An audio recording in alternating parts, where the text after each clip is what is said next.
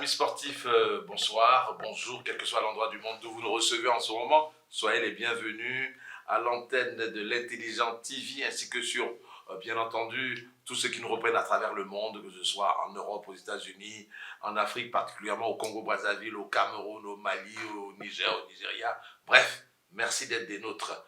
C'est pour la der des der, c'est la dernière de la CAN de Campbell à l'occasion de ces 30 journées fantastiques. Nous avons proposé plus d'un mois, une semaine en tout cas de programmes divers, l'œil de Campbell, l'humour de Cannes, la Cannes de Campbell. Je dois rendre à César ce qui est à César, à savoir que les titres l'œil de Campbell et la Cannes de Campbell m'ont été suggérés par le DG de l'Intelligent, le groupe L'Intelligent d'Abidjan, mon ami et frère Alafé Wakili. Merci DG Alafé pour ces titres qui ont marché et surtout, nous avons eu simplement à y mettre du contenu. Sinon, le reste, c'est toi qui l'as fait et on te remercie parce que ça a vraiment marché. Et merci d'être des nôtres cette fois-ci, encore une fois, pour 30 minutes très échevelées parce que nous allons faire le bilan.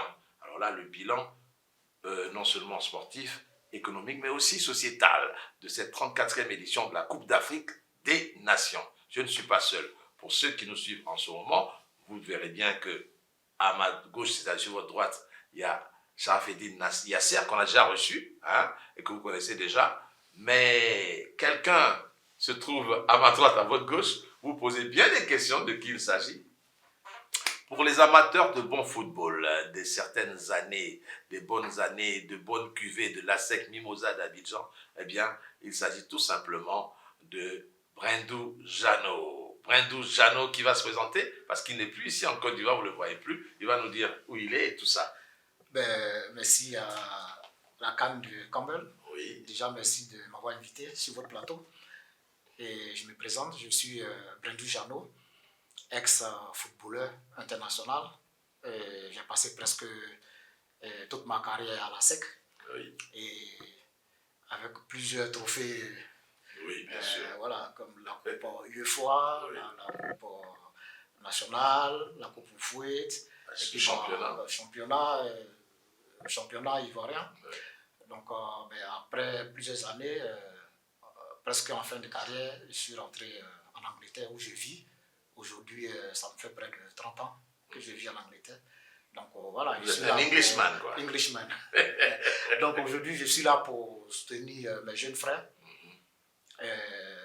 l'équipe nationale de la Côte d'Ivoire. Et voilà, je suis là pour... Voilà, c'est ça. Voilà, donc vous avez tout compris. Voilà, c'est la CAN de Campbell avec Brendu Jano et notre ami qui va dire un mot, même si vous le connaissez déjà. Merci encore à Campbell. Merci à l'intelligent groupe, monsieur Alafé. Et moi, c'est Yasser Sharafeddine, cadre dans une société de la place. Mais on ne va pas dire le nom, puisque vous n'avez pas encore sponsorisé. C'est pour bientôt, Inch'Allah. Inch'Allah, on retient, Inch'Allah. Okay. Donc, je suis heureux d'être sur le plateau de la CAN de Campbell. D'accord. Voilà, c'est tout. Voilà, donc il est heureux d'être là. Nous aussi, nous sommes heureux d'être avec vous et de vous savoir nombreux. N'oubliez pas toujours de liker cette émission, de la partager, parce que quand vous la likez, quand vous dites que vous l'aimez, YouTube et tous les autres moteurs de recherche vont la mettre en pole position afin que le maximum de personnes puissent bénéficier de tout ce que nous faisons sur ce plateau de la CAN de Campbell. Sans plus tarder, nous allons aller droit au but. La une de l'Intelligent d'Abidjan. La une du journal, un quotidien indépendant qu'on appelle l'Intelligent d'Abidjan. Le mardi 13 février 2024, puisque la veille, il y a eu quelque chose d'exceptionnel. Alors, on découvre la une. Et puis, à la une, on voit qu'il y a des images de la tournée triomphale de présentation du trophée à la population abidjanaise et par ricochet à tous les Ivoiriens. Eh bien, nous regardons ça, c'est extraordinaire, c'est vraiment bien.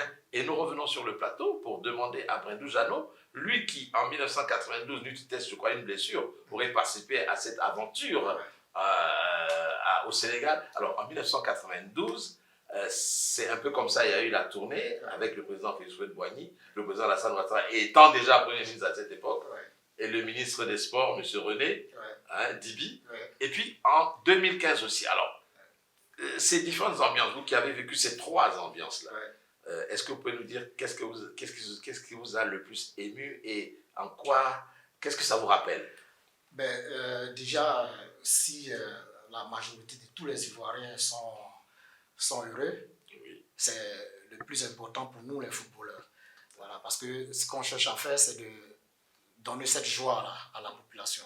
Et puis, bon, après, ça suit avec le président qui était tellement heureux de recevoir en 92 ce trophée qui a été rapporté, le premier trophée déjà qui a été rapporté du Sénégal.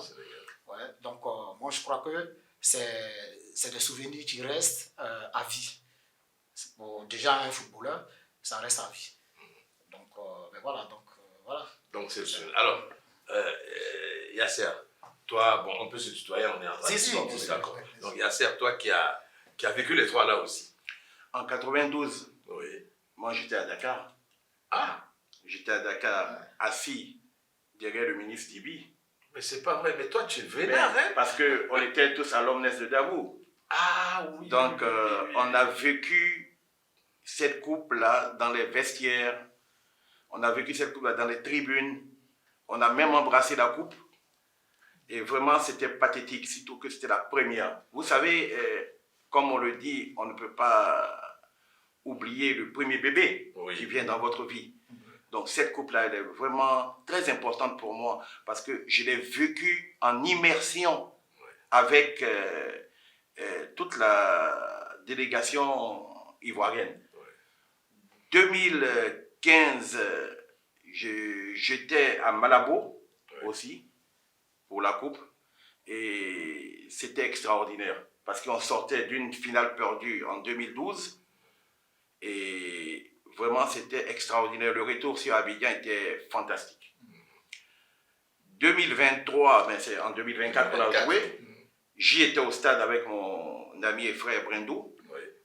Alors là, c'était indestructible. Vous savez, quand l'arbitre, je vais vous faire une anecdote, quand l'arbitre a sifflé la fin du match, pendant que tout le monde jubilait, moi j'étais à côté d'un pilier, j'ai pleuré de joie pendant 2 minutes. Je me suis adossé sur le pilier et j'ai coulé des larmes. Et c'est après, mon voisin m'a remis sur terre et quand j'ai vu la coupe brandie par nos pachydermes, et là j'ai réalisé vraiment qu'on a la coupe à la maison. Voilà. C'était pathétique. Formidable, comme vous le voyez. Hein.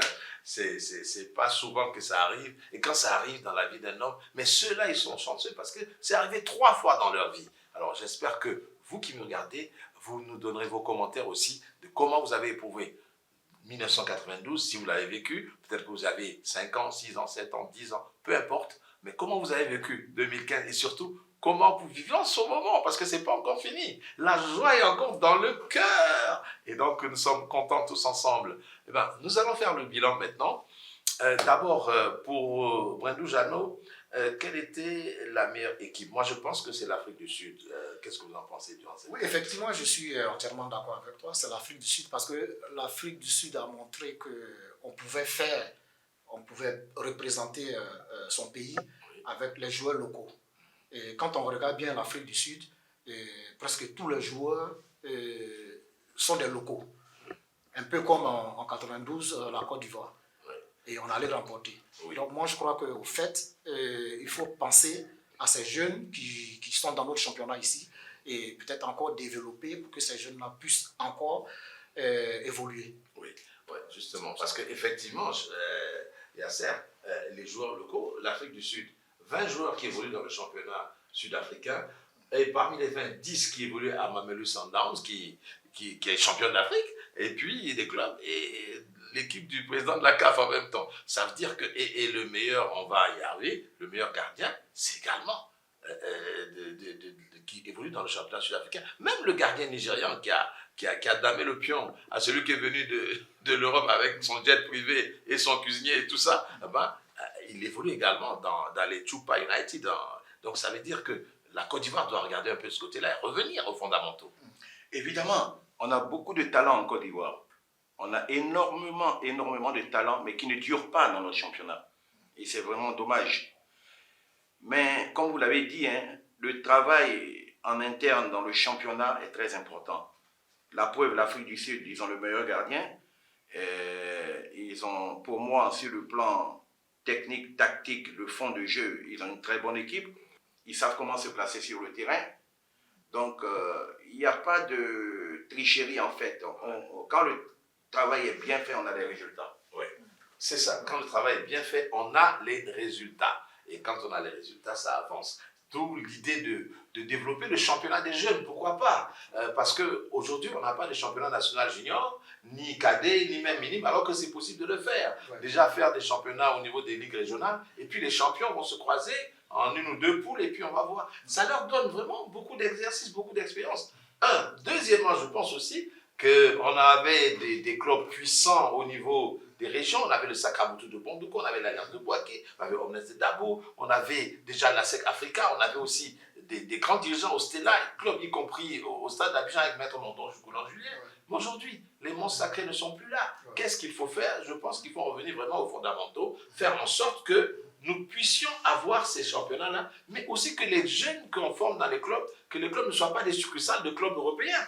Parce qu'avant même d'avoir atteint l'âge normal, on les prend déjà pour les envoyer là-bas. Ouais, qu'est-ce que vous en pensez, vous qui avez pratiquement fait ce truc? Je suis entièrement d'accord avec, parce que nous, en notre temps, c'est ce qui nous a permis de jouer. Oui. Sinon, on n'allait jamais jouer, on n'allait jamais joué au foot.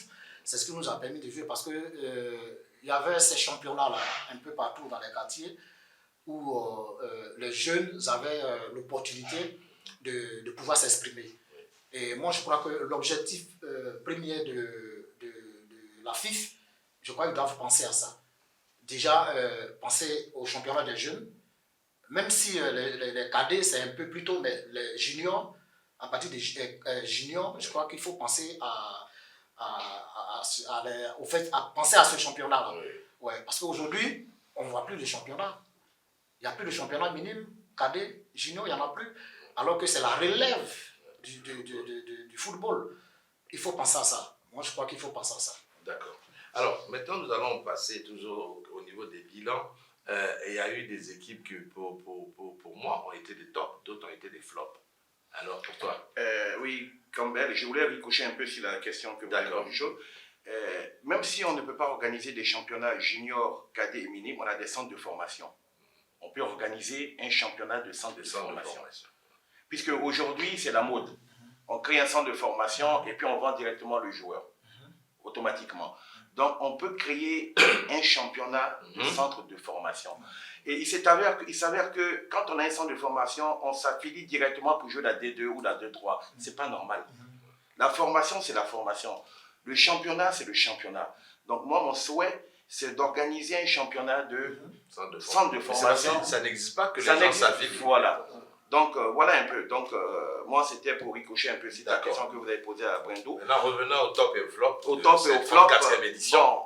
Les flops, c'est tous les favoris. Hein. Ouais. Ça a été tous les favoris qui ont été donnés comme favoris. Ça a été le Maroc, l'Algérie, le Sénégal, le Mali, comme on appelle le Cameroun, le Ghana. C'était les grands noms du football qui sont devenus des petits noms. L'Égypte, qui sont devenus des petits noms du football africain. Maintenant, les tops, ceux qui ont grandi. Le Nigeria, on ne s'y attendait pas, même s'ils avaient aussi même Ballon d'Or. L'Afrique du Sud, on en a parlé tout à l'heure. La Côte d'Ivoire, après la débâcle, je ne veux pas revenir parce que c'est un mauvais souvenir.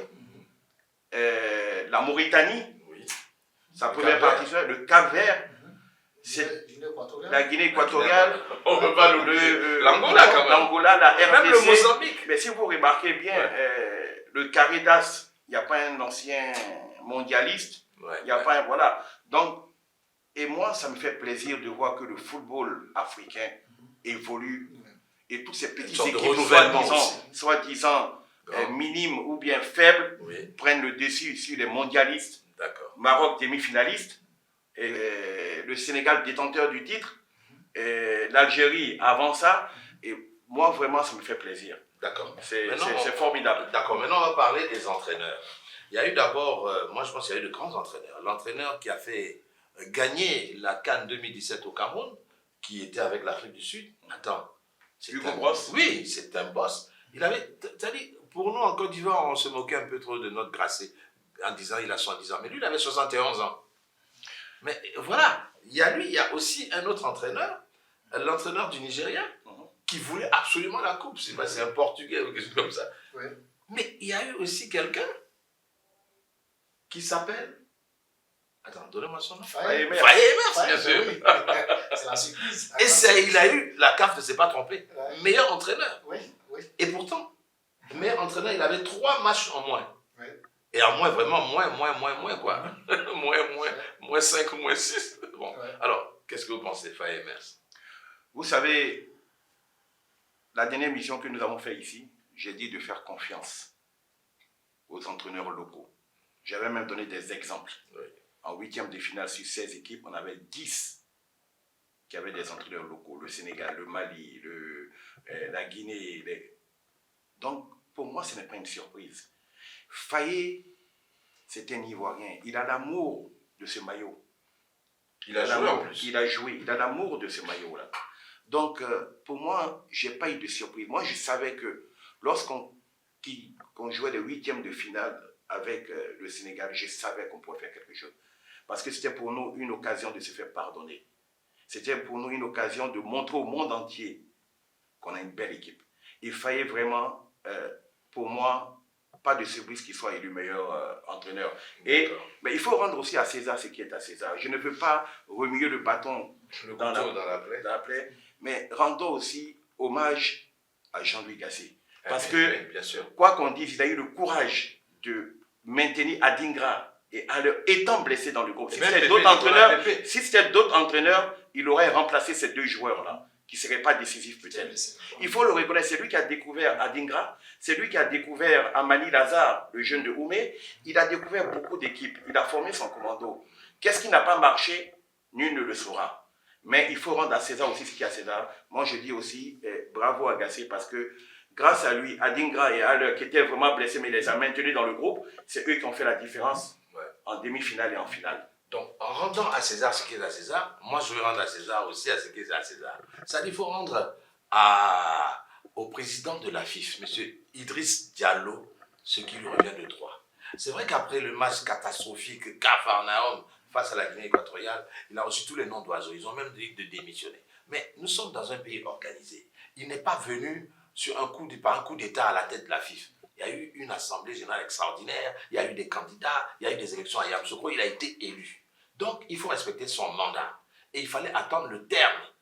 On attend le terme, et au terme, il est champion d'Afrique. Qu'est-ce que vous lui voulez? Et c'est lui qui a envoyé Grasset. Et c'est lui, Faye Emers. D'ailleurs, on va voir la une d'un journal, là, au moment où je parle, où Faye Emers a dit, il a rendu hommage à Idriss Diallo en disant que c'est lui qui l'a découvert, que c'est lui qui l'a appelé.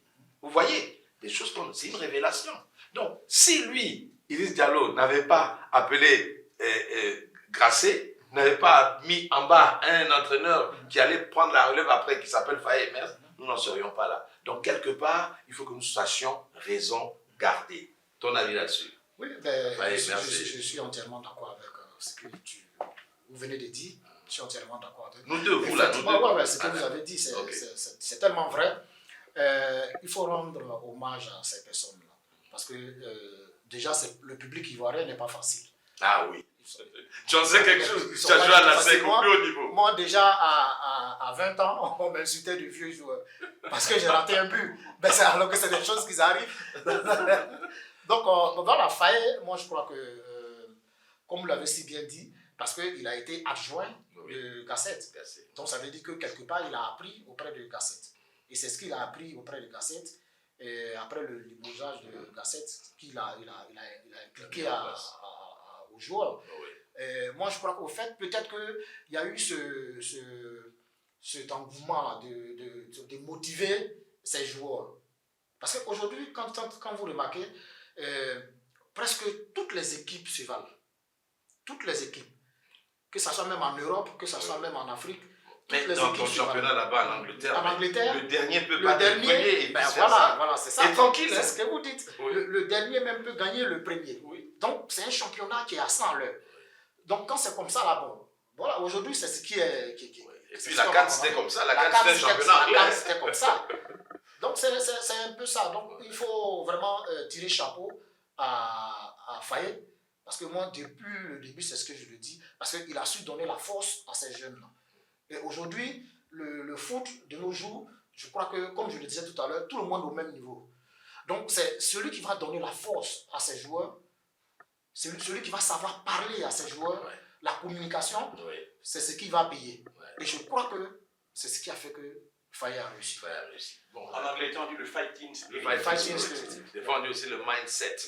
Donc, il faut avoir la mentalité. Même jusqu'à la dernière minute, en Angleterre, tu n'as pas encore gagné. Hein. Tu mènes 1-0. C'est extraordinaire ce championnat. On l'a vécu contre le Mali et le Sénégal.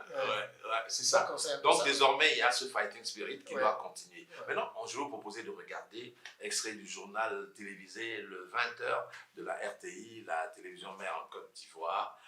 C'était lorsque le président de la République, qui est aussi, il faut lui rendre hommage, c'est lui le grand capitaine, le concepteur de toute cette architecture gagnante.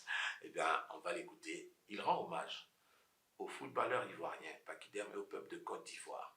Et surtout, il demande à ce qu'on continue, parce qu'ils ont réussi, eux les footballeurs, là où les politiques ont échoué. Ils ont réussi la réconciliation nationale, j'y parviens, le temps d'une CAN, mais il faut que ça perdure plus que le temps d'une CAN. On écoute le président de la République et on revient. Alors évidemment, vous aussi, vous avez créé quelque chose. Oui, vous avez créé une étincelle de patriotisme, comme le disait le Premier ministre, de fierté, de cohésion. Vous n'imaginez pas à quel point vous avez réussi à réunir les Ivoiriens en un seul peuple. Merci à vous. Merci à vous. Je sais que maintenant, quand on verra un Ivoirien, il ne dirait pas « je suis de telle région, je suis de telle ethnie », il dira « je suis Ivoirien ». Et c'est ce que je vous demande, que nous fassions comme les Américains. Les Américains sont de partout dans le monde, mais la première chose, ils sont d'abord Américains. Je demande que chacun de nous soit avant toute chose d'abord Ivoirien. Et vous l'avez fait.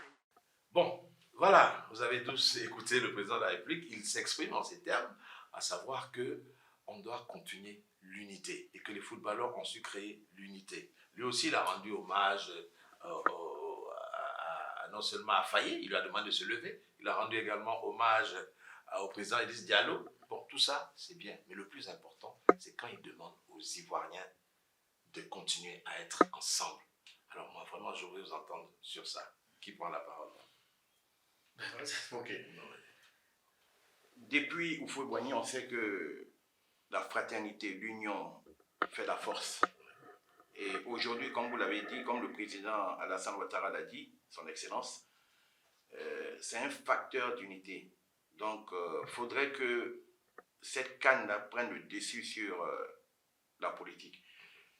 Moi, j'ai vécu des matchs aujourd'hui à Ebembe où j'ai vu un bord politique avec un autre bord politique s'embrasser lorsque la Côte d'Ivoire a gagné. Ah oui, hein?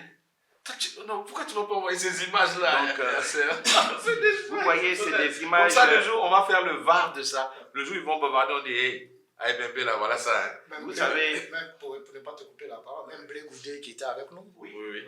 Ah, Blé Goudé, oui, il était ensemble à AFMP. Ensemble. Donc, vraiment, le football, c'est vraiment un grand facteur d'union. Ouais, dans le monde entier. Ça rapproche les peuples. La preuve, quand on s'est qualifié la dernière fois pour la Coupe du Monde, on était en pleine crise. Quand on a pris la Coupe d'Afrique en 2015, tout le monde est sorti, qu'on soit du nord, du sud, de l'est, de l'ouest, du centre. Tout le monde est sorti, on avait un seul objectif, on avait un seul mot d'ordre. C'était s'embrasser pour la victoire de nos éléphants. Et ça s'est passé aussi cette année. Nul ne peut être au-dessus du football pour réunir deux peuples. Même pas la politique. Ok. Mais, je reviens à ce qu'il dit, c'est tellement vrai. Moi, je crois que c'est ce que j'ai toujours dit, en fait, souvent dans mes interviews. Vous savez, c'est le football qui réunit. Et aujourd'hui, le football l'a prouvé, encore une fois, que c'est le football qui n'a pas de bord politique, qui n'a pas RHDP. Qui transforme tous les bords politiques. Tous les bords politiques. Et aujourd'hui, on voit comment les Ivoiriens s'étaient réunis. Moi, quand on était au stade, quand on a vu Blé Goudé, qui est venu, qui a fait des photos avec nous, et après on l'a revu dans les tribunes, mais il était avec tout le monde. Oui. Là, on ne parlait plus de RHDP ou PDCI ou je ne sais plus quoi. Ou de COGEP ou de tout ça. COGEP ou je ne sais pas quoi. Oui. Donc, moi, je crois qu'il faut toucher ce point. C'est-à-dire il faut prendre appui sur le football pour que cette réconciliation revienne dans notre pays. D'accord. On va terminer avec un petit bilan économique, hein, parce qu'on a remarqué vraiment beaucoup de touristes, des Marocains, des Camerounais. On a même vu sur les antennes de la télévision nationale un Camerounais qui s'est lancé dans les opérations immobilières pour faire des logements moins chers, location-vente. Il est même venu avec des voitures de luxe qu'il a tout liquidé. Et puis, il n'intéressait pas des loges. Et même ces Marocains qui sont venus à San Pedro avec les brochettes marocaines qui vont s'installer, tout ça. Alors, qu'est-ce que ça vous enchante? Ce sera en même temps le mot de la fin. Alors, oui, toi je m'adresse à toi d'abord parce que toi, tu es dans les affaires de la nuit. Peut-être que tu vas avoir des idées pour venir faire une association avec mon frère ici. C'est vraiment une fierté pour la Côte d'Ivoire, oui, pour tous les Ivoiriens, parce que quand on entend ce genre d'investissement, oui, ça ne fait que faire plaisir. Parce qu'un Nigérien qui vient, qui essaie d'installer un restaurant ici, mais attends, ce n'est que de l'argent. Ça fait travailler les Ivoiriens. Ça fait travailler les Ivoiriens. Voilà, ça fait travailler les Ivoiriens. Oui. Ça donne du boulot aux Ivoiriens. Donc, moi, je crois qu'il y a eu vraiment un impact sur le pays, voilà, l'économie. Je crois que même si on pouvait encore réorganiser cette CAN, ça coûte beaucoup d'argent. Ça coûte beaucoup d'argent, mais bon, c'est un investissement si on pouvait, exactement. Donc, moi, je crois que aujourd'hui, c'est une fierté. C'est une fierté parce que il y a eu des investissements dans le pays. Donc, voilà, c'est vraiment une fierté pour ce pays. D'accord. Alors, tu prépares ton mot de la fin in English, please, pour les images tout à l'heure. Bon, ok. Toi, sur ce plan. Bon, sur le plan économique, ça a été toute une réussite. Avec les hôtels, les restaurants, les maquis, les bars, les boîtes de nuit. Et moi, la palme des meilleurs supporters pour moi, il y a deux pays. Il y a le Cap-Vert et le Maroc. Ah oui. Vraiment, on doit leur décerner un prix parce qu'ils ont été vraiment formidables. Et comme vous l'avez dit, économiquement, c'est évident. C'est 24 pays qui sont représentés, c'est d'autres supporters qui viennent, donc les commerçants, le tourisme, ont vraiment... Les restaurants, ils ont fait un bon chiffre d'affaires. Ouais. Et là, c'est très important pour la Côte d'Ivoire. C'est une visibilité pour la Côte d'Ivoire. C'est pas pour rien, on a dit que c'est la plus belle CAN jamais organisée. Et en plus de cela, la CAN chez nous, on l'a gardée. Et ce qui est rare en Afrique qu'un pays organisateur garde son trophée. Donc vraiment, ça a été une réussite sur tous les plans pour moi. Ça a été une réussite sur le plan sportif, sur le plan économique, sur le plan social, sur le plan réconciliation, sur le plan festif. Sur tous les plans, cette CAN pour moi, c'est 100% de réussite. D'accord. Ouais. Alors, ton mot de la fin. In English, please.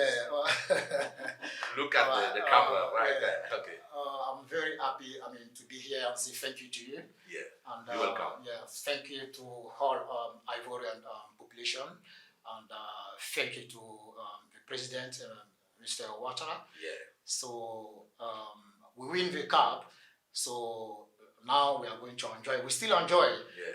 That's for until 2025. Yeah, 25. In Morocco. Yeah. So thank you to everyone. Thank you. Okay. You're welcome. Thank you. Second. Yeah. Et toi, tu fais ta conclusion aussi. Mon mot de fin, c'est... Les mots me manquent pour décrire ma joie. Félicitations d'abord au premier capitaine, le président Alassane Ouattara, qui a mis tous les moyens. Qui a mis tous les moyens. Oui. Merci aussi à nos pachydermes, au staff technique, à la fédération. Mais un grand merci à Faye Emers qui a donné cet amour du pays à son équipe. Et merci à toutes les délégations qui ont permis que cette CAN soit la meilleure organisée. Maintenant, comme l'Ivoirien, j'ai entendu au stade, on est prêt à organiser la Coupe du Monde. Donc, merci aussi à tous les supporters qui ont été formidables dans tous les stades du pays. et à nous revoir pour 2025. D'accord. Allez, merci. Alors moi, je vais dire merci tout simplement d'abord à celui qui, il y a des années en arrière, a pris le pari de demander, d'accepter de recevoir la CAN chez nous ici et d'avoir mis les petits plats dans les grands, même quand il y a eu des coups de poignard par-ci, par-là, et des terrains qui ne sont pas en bon état, avec une mauvaise presse. Mais à chaque fois, il a eu le ton juste, il a eu le bon ton pour relever la nation ivoirienne. Même quand il y a eu la catastrophe face à la Guinée équatoriale, il a été le seul à dire « Ne les condamnons pas, ils sont encore jeunes, donnons-leur leur temps, leur chance, ils vont nous rapporter très bientôt la 3e étoile. » Ça a été fait. Quand il dit quelque chose, il le fait. Quand il fait quelque chose, eh ben, il le dit. Donc, merci à toi, Président Ado. Coup de chapeau. Même si les autres ont donné des coups de marteau, à toi, c'est un coup de chapeau. Allez, merci à vous, amis téléspectateurs, vous qui nous suivez de partout à travers le monde. Merci d'avoir été des nôtres et à très bientôt pour d'autres aventures audiovisuelles sur la meilleure des télévisions, bien entendu, l'Intelligent TV. Allez, bye bye. God bless all of us. Thank you.